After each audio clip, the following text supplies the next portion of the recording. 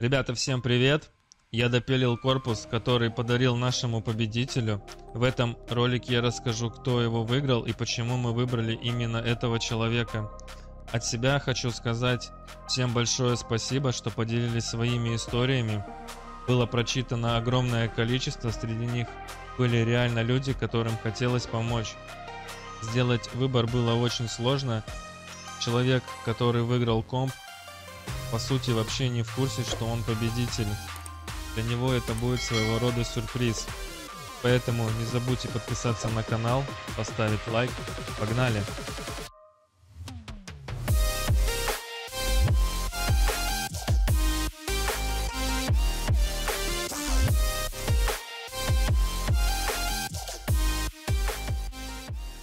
Так, нам написал парень, которого зовут Евгений. Он живет в Краснодарском крае, в городе Курганинск.